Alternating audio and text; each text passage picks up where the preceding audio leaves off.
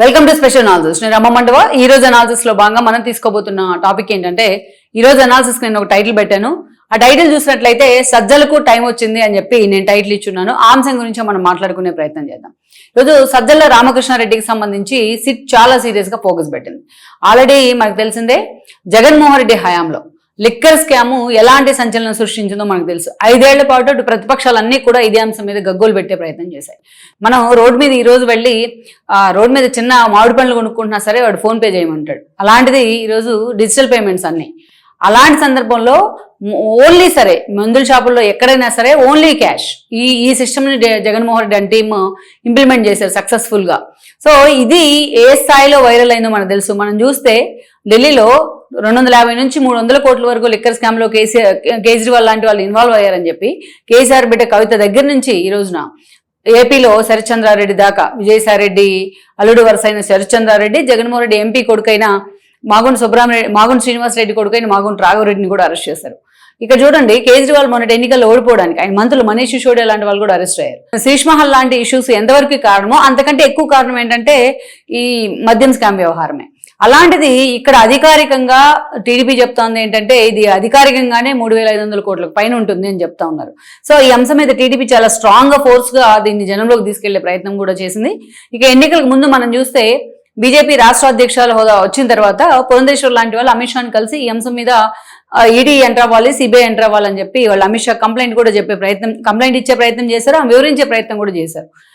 ఎన్నికలు అయిపోయిన తర్వాత వైఎస్ఆర్సీపీ నుంచి ఎంపీగా గెలిచిన శ్రీకృష్ణదేవరాయలు కూడా సేమ్ ఇదే ఇష్యూ మీద అమిత్ షా కంప్లైంట్ ఇవ్వడం జరిగింది. అయితే ఇక ఈ క్రమంలోనే గవర్నమెంట్ పూర్తి స్థాయిలో కొలువు తీరిన తర్వాత కూటమి ప్రభుత్వం లిక్కర్ స్కామ్ మీద చాలా సీరియస్ గా ఫోకస్ పెట్టి సిట్ ఏర్పాటు చేసే ప్రయత్నం జరిగింది. అయితే ఇదే సమయంలో దీంట్లో ఇంటెన్స్ గమనించిన తర్వాత ఈడీ కూడా దీనిలోకి ఎంటర్ అయిన పరిస్థితి. ఎప్పటికప్పుడు సిట్ చేస్తున్న దర్యాప్తు మీద కూడా ఈడీ ఫోకస్ పెట్టే ప్రయత్నం చేసింది. ఎప్పటికప్పుడు అప్డేట్స్ కూడా తెప్పించుకుంటా ఉన్నారు వాళ్ళు. చాలా మంది నేతలు ఇళ్లలో సోదాలు కూడా చేస్తున్న పరిస్థితి ఉంది. ఇక చూసినట్లయితే ఇందులో మొత్తానికి ఫస్ట్ రాజకేశీ రెడ్డి అరెస్ట్ తో మొదలై సజ్జల శ్రీధర్ రెడ్డి దగ్గర నుంచి బాలాజీ గోవిందప్ప దాకా ఈరోజు అసలు అరెస్ట్ అయిన వాళ్ళు ఎవరున్నారు? ఏదైతే జగన్మోహన్ రెడ్డి, ఓఎస్టీ కృష్ణమోహన్ రెడ్డి దాకా అందరూ కూడా, ధనంజయ రెడ్డి అందరూ అరెస్ట్ అయినారు. ఇక పొలిటికల్ అరెస్టులు కూడా జరిగాయి. దీంట్లో పొలిటికల్ అరెస్టులు చూస్తే చెవిరెడ్డి అండ్ దెన్ మనం చూసినట్టయితే మిథున్ రెడ్డి ఇలాంటి వాళ్ళంతా కూడా అరెస్ట్ అయ్యారు. ప్రజెంట్ వీళ్ళు చాలా మంది బెయిల్ మీద ఉన్నారు. కానీ ఈ ఇంటెన్స్ ఏంది, దీనిలో ఎంత సీరియస్నెస్ ఉంది అనేది సిట్ అదే స్థాయిలో ఫోకస్ పెట్టింది. అదే స్థాయిలో ఈ కేసు వెంటబడే ప్రయత్నం జరుగుతోంది సిట్ వైపు నుంచి. ఈ క్రమంలోనే మనం చూసినట్లయితే లేటెస్ట్ గా జగన్మోహన్ రెడ్డికి సంబంధించి ఆయన అనుచరులు కావచ్చు, ఆయన అన్నాళ్ళు కావచ్చు, వాళ్ళ ఇళ్లలో కూడా సోదాలు జరిగిన పరిస్థితి అయితే ఉంది. ఇక దీనిలోనే నిన్న మొన్న ఒక కీలకమైన డెవలప్మెంట్ ఏంటంటే, ఆ జగన్మోహన్ రెడ్డి పిఏగా సుదీర్ఘకాలంగా పనిచేస్తున్న ఆయన కె నాగేశ్వర్ రెడ్డి, ఆయన కూడా పూర్తి స్థాయిలో సిట్ విచారించే ప్రయత్నం అయితే చేసింది. ఆయన కూడా అక్రమాసులు ఎక్కడెక్కడ కూడబెట్టారనే అంశం ఈ రోజు బయటకు వస్తే ఆ పక్కనే ఉన్న వైఎస్ఆర్సీపీ నేతలు కూడా వణికిపోతా ఉన్నారు, ఇన్ని ఆస్తులు ఎలా సంపాదించగలిగారు ఒక పిఏ అని చెప్పేసి. సో అక్కడి నుంచి మనం చూస్తే ఇక ఈ రోజు ఏకంగా సజ్జలనే దీంట్లో ఇన్వాల్వ్ చేయబోతా ఉన్నారు అనేది ఒక చర్చ. ఇప్పుడు ఏకంగా సిట్ పూర్తి స్థాయిలో అసలు సజ్జల ఇన్వాల్వ్మెంట్ ఏంది, సజ్జలు దీని వెనుక ఎలా ఉన్నారు, అతని పాత్ర ఏంటి అనే దాని మీద ఫోకస్ పెట్టే ప్రయత్నం చేసింది. ఈ క్రమంలోనే సజ్జలకు రేపో మాపో నోటీసులు కూడా ఇచ్చేందుకు సిద్ధమవుతా ఉంది. నోటీసులు ఇచ్చి విచారణకు కూడా రమ్మనబోతా ఉన్నారు. అయితే విచారణకు వచ్చిన తర్వాత సజ్జల అరెస్ట్ ఉంటుందా అన్న చర్చ కూడా ఈ రోజు హాట్ టాపిక్ అవుతుంది. ఏంటంటే ఈ రోజు మనం చూస్తే ఈ స్థాయిలో బెవరేజెస్ కార్పొరేషన్ అడ్డం పెట్టుకుని ఈ స్థాయిలో వాళ్ళు మద్యం కుంభకోణానికి పాల్పడితే సాయిరెడ్డిని పక్కకు పంపించారు, విజయసాయిరెడ్డిని. ఆయన ఆల్రెడీ చాలా అంశాలు దీనికి సంబంధించి బయట కూడా పెడతాం జరిగింది. ఆయన మనం విచారణ కూడా పిలిచారు. ఇక ఇలాంటి సందర్భంలో జగన్మోహన్ రెడ్డి పక్కనే ఉన్నారు సజ్జల రామకృష్ణారెడ్డి 4 ఏళ్ల పాటు ప్రధాన సలహాదారుగా నియమితులయ్యారు. ఆయన జగన్మోహన్ రెడ్డి ఏది ఎవరికి కమ్యూనికేట్ చేయాలన్నది ముందు సజ్జలకే కమ్యూనికేట్ చేస్తారు. సజ్జల త్రూనే జగన్మోహన్ రెడ్డి కమ్యూనికేట్ అవుతుంది అది. సో సజ్జలకి ఇన్వాల్వ్మెంట్ లేకుండా, సజ్జల ఫోకస్ లేకుండా ఇంత లిక్కర్ స్కామ్ ఈ స్థాయిలో జరిగే అవకాశం లేదు. మీరు చూడండి, చెవిరెడ్డి లాంటి వాళ్ళు, అదేవిధంగా ఈ ప్రవీణ్ లాంటి వాళ్ళతో కలిసి ఎక్కడికి వెళ్లారు వాళ్ళు? టాంజానియాలో పెట్టుబడులు పెట్టడానికి వెళ్లారని ఆ ఫోటోలు అవన్నీ ఆ పోలీసులు మొత్తం ట్రేస్ చేసే ప్రయత్నం చేసి ఈరోజు నివ్వెరిపోతా ఉన్నారు రాష్ట్ర ప్రజలు, ఇంత జరిగిందా అని. ఈ కోట్ల రూపంలో వచ్చిన డబ్బుని ఎక్కడ పెట్టాలో అర్థం కాక ఇతర దేశాల్లో పెట్టుబడులు పెట్టడానికి కూడా వెళ్లారు వీళ్ళు.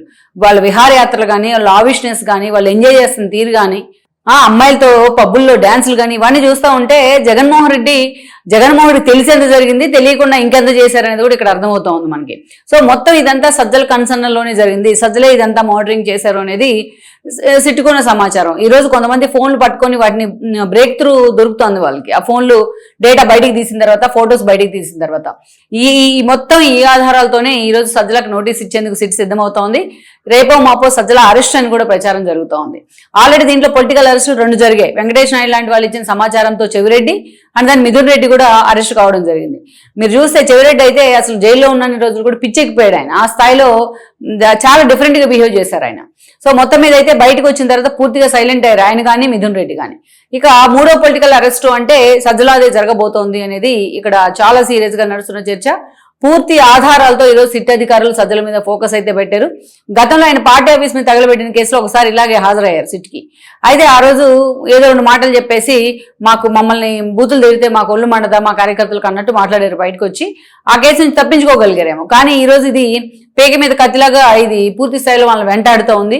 దీని నుంచి సజ్జల రామకృష్ణారెడ్డి తప్పించుకునే అవకాశం అయితే కనిపించట్లేదు. ఆల్రెడీ జగన్మోహన్ రెడ్డి ప్రభుత్వంలో మొన్నటి వరకు ఆయన సకల శాఖ మంత్రి అనిపించుకున్నారు. అలాంటి సజ్జల ఈ రోజు చూసినట్లయితే ఓటమి పాలైన తర్వాత బయటికి వెళ్లిన ప్రతి వాళ్ళు ఆయన కల్లే వేలు చూపిస్తా ఉన్నా జగన్మోహన్ రెడ్డి ఆయన పక్కన పెట్టే ధైర్యం చేయట్లేదు. ఒకవేళ సజ్జల భార్గవరెడ్డి సోషల్ మీడియా కేసులో ఇరుక్కొని ఉన్నారు. కోట్ల మెట్లు ఎక్కి దిగి అదే సరిపోతా ఉంది. సజ్జల రామకృష్ణారెడ్డి ఈరోజు ఆయన పక్కన పెట్టండి పార్టీ బాగుపడుతుందని చాలా మంది చెప్తున్నా. జగన్మోహన్ రెడ్డికి వేరే ఆప్షన్ లేక ఆయన పెట్టుకొని కొనసాగుతూ ఉన్నారు.